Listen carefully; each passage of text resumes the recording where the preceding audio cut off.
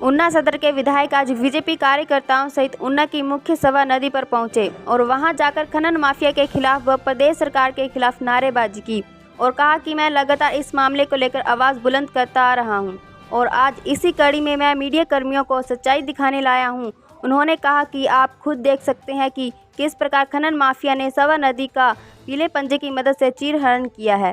उन्होंने आरोप लगाते हुए कहा कि खनन माफिया के लोग जो कांग्रेस के पदाधिकारी हैं, अब उन लोगों ने इस एरिया में मीनिंग करनी शुरू की है, जिसका जीता जागता उदाहरण आपके सामने है। उन्होंने कहा कि हमारे एक साथी ने पानी के बीच भी जाकर देखा तो लगभग 6-7 फुट गए खड्डे हैं और जहां से रेत निकाला गया है।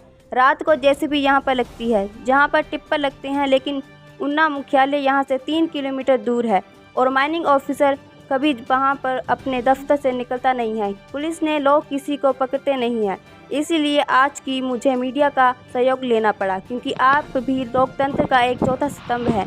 जब एक गलत काम होता है तो मीडिया उस गलत काम को रोकने के लिए सहयोग करे ताकि उसे काम को रोका जाए। उसी कड़ी में हम आज यहां पर आए हैं। उन्होंने कहा कि रात के समय यहां पर टिप्पर और 3-4 जेसीबी जहां खनन के कार्य में प्रयोग लाई जाती हैं। अभी हम लोग लाल सिंगी गांव के अंदर आए हैं। लाल सिंगी गांव का जो झलेड़ा का पुल है, वहाँ से नीचे हम सब लोग स्वां नदी के बीच आप लोगों के साथ खड़े हैं।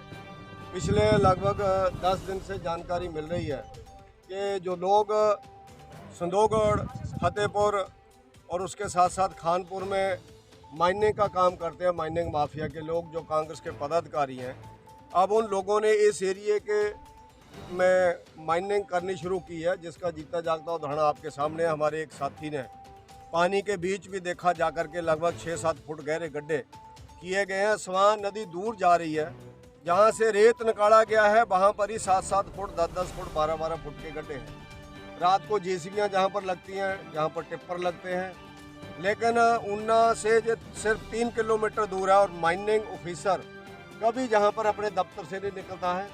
पुलिस के लोग किसी को पकड़ते नहीं है और हम लोगों ने आज डायरेक्ट एक्शन की ये कार्रवाई की है कि आप लोगों के साथ मीडिया का सहयोग लेकर के, क्योंकि आप भी लोकतंत्र का एक चौथा स्तंभ है। जब एक गलत काम होता है तो मीडिया उसमें सहयोग करे ताकि उस काम को रोका जाए।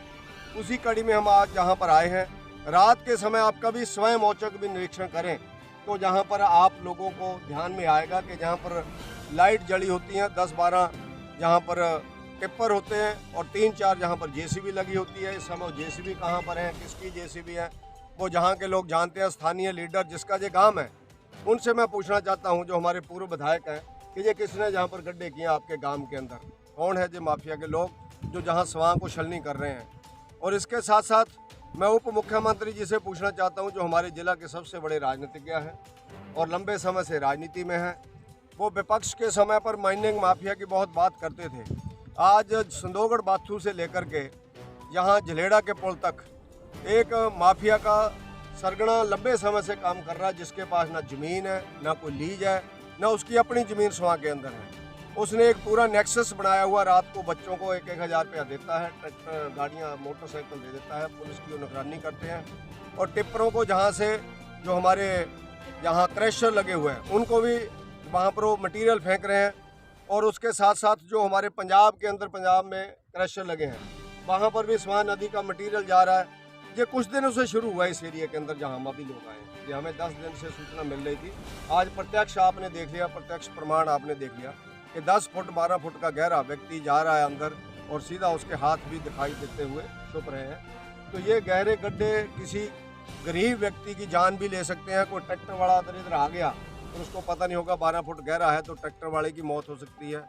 पिछले कल ही हमारे माइग्रेंट लेबर्स के लोगों के बच्चों की मौत हुई है एक जिसको कहते हैं तालाब के अंदर। अभी गर्मियाँ आ रही हैं, गर्मियों में कोई भी बच्चा, जहाँ हमारा टूरिस्ट एरिया है, जो आप देखते हैं हमारे लोग जहाँ पीरगाह के लिए पंजाब के लोग जाते हैं, माता चिंतपूर्णी के नवरात्रि शुरू हो रहे हैं और इसी तरह से बाबा बालकनाथ जी के दिन शुरू हो रहे हैं, चैत्र महीने के शुरू हो रहे हैं। आने वाले टाइम में और भी मेले लगेंगे। तो कोई भी बाहर से आकर के अपनी गर्मी मिटाने के लिए इन गड्ढों के अंदर जा सकता है, लेकिन उससे मौत हो सकती है किसी की। लेकिन मैं पूछना चाहता हूं कि ऊना से 3 किलोमीटर साथ हमारे प्रभावशाली नेताओं के संरक्षण के अंदर लोग माइनिंग कर रहे हैं और बिना जिन लोगों की ज़मीन है उन लोगों को पूछा नहीं जा रहा उनको कोई ऐसा सहारा नहीं है, लेकिन उनकी ज़मीन जब वो बताते हैं हमारी माइनिंग कर ली तो कोई पूछने वाला नहीं है। गवर्नमेंट की ज़मीन की भी माइनिंग हो रही है, इलीगल माइनिंग हो रही है, प्राइवेट लोगों की भी उठाई जा रही है। और जहाँ रात को आज हम लोगों ने दिन के समय पर आपको दिखाने के लिए बुलाया है, और आने वाले समय में हम लोग करेक्ट ही करेंगे। आपका सहयोग हमें रात को भी चाहिए, हम आपको रात को 2 बजे 12 बजे आप लोगों को बुलाएंगे और घेरा डाल करके उन लोगों को जहाँ पर पकड़ेंगे जिसके भी टिप्पर हैं, जिसके भी यहाँ ड्राइवरों से मेरा आग्रह रहेगा कि वो तो बेचारे दिहाड़ी लगाते हैं, मालिक कोई और है, उनसे आग्रह रहेगा कि वो ऐसा रात को इलीगल काम ना करें, वरना आपको भुगतना पड़ेगा।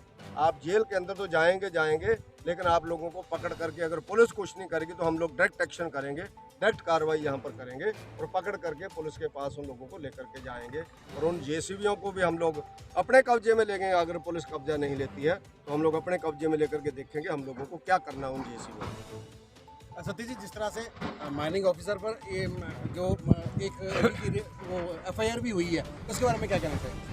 मैं तो पिछले 1 साल से बोल रहा हूँ कि ये जो ऊना के अंदर माइनिंग ऑफिसर है, ये माइनिंग ऑफिस में कम बैठता है और लोकल लीडर के दफ्तर में जाकर के कोटड़ा में ज़्यादा बैठता है। वहाँ पर ज़्यादा इसकी सिटिंग होती है। कांग्रेस के दफ्तर के अंदर पूरा दिन बैठा रहता है जाकर, और इसको जहाँ से बदला जाना चाहिए। और ईडी ने बिल्कुल ठीक किया है कि जहाँ पर ईडी ने जो कहा है कि लगभग 90 करोड़ रुपए की इलीगल माइनिंग हुई है जो बाहर मटीरियल गया है, तो उसका जिम्मेवार अगर कोई है तो ये हमारा जो जिले का माइनिंग ऑफिसर है, एमओ है, यही है।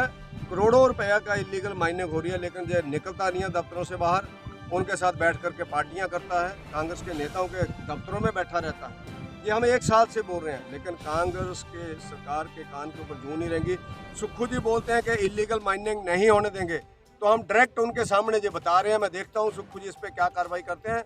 इंडस्ट्री मिनिस्टर हर्षवर्धन चौहान जी, जो कि एक अच्छे आदमी हैं, उन लोगों को भी डायरेक्ट जो मीडिया के माध्यम से पता लगेगा। मैं देखूंगा आने वाले टाइम में हर्षवर्धन चौहान जी क्या उस पर कोई कार्रवाई करते हैं या उनको गवर्नमेंट के द्वारा रोका जाता है। सतपाल जी, एक पाथड़ी हरोली के अंदर जो क्रैशर चल रहे हैं इस वक्त, उनके द्वारा 150-150 फुट जो खड्डे खोदे गए हैं, वे कहाँ तक लीगल माइनिंग है और कहाँ तक इलीगल माइनिंग है? माइनिंग तो जहाँ तक मेरी जानकारी है लगभग 2-2.5 मीटर ही हो सकती है, जो जिसको हम साइंटिफिक माइनिंग बोलते हैं।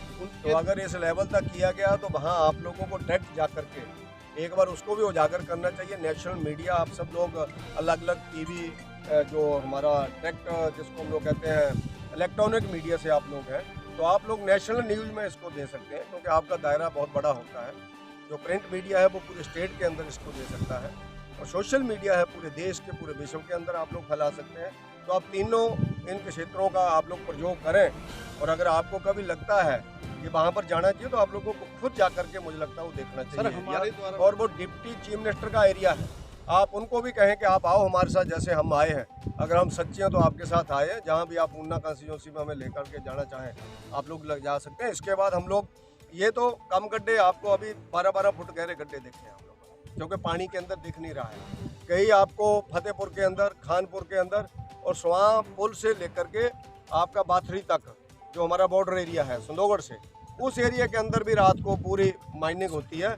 और गवर्नमेंट ने जो नाके लगाए थे जयराम ठाकुर जी ने फतेहपुर में, खानपुर में, चटगढ़, इसमें नंगड़ा में, उन सब नाकों को बंद कर दिया है। मैं पूछता हूँ सुखविंदर से, सुक्खू जी से, वो पुलिस के नाके जहाँ बटालियन के लोग बैठते थे वो क्यों बंद किए गए? और जो हमने चेक पोस्ट लगाई थी, माइनिंग चेक पोस्ट, वो सारी बंद क्यों कर दी गई हैं? अगर आप लोग इलीगल माइनिंग के विरोध में हैं, उन चेक पोस्ट को शुरू करो, पुलिस के अच्छे लोगों को लगाओ, और शहर के अंदर भी अच्छे लोगों को पुलिस विभाग के अंदर, माइनिंग डिपार्टमेंट के अंदर लगाओ। अगर ये काम हुआ तो मैं तो कहता हूँ कि उस माइनिंग ऑफिसर को अरेस्ट करना चाहिए। उसके 3 किलोमीटर के अंदर ये माइनिंग हुई है, उसको अरेस्ट करके टर्मिनेट करना चाहिए, उसके ऊपर केस ला करके उसको जेल के अंदर ठोकना चाहिए।